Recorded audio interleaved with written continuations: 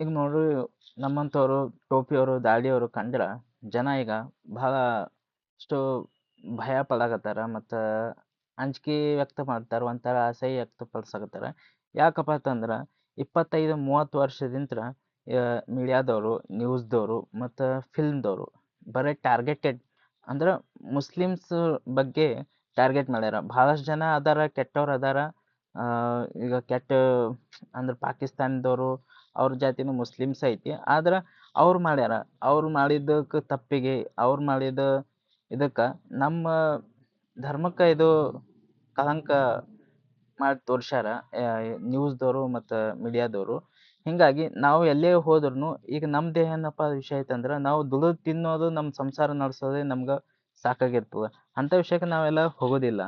ನಾವಿರೋದು ಭಾರತದಾಗ, ನಾವು ದೇಶ ಪ್ರೇಮಿಗಳು, ನಾವು ಭಾರತನ ಪ್ರೀತಿಸ್ತೀವಿ.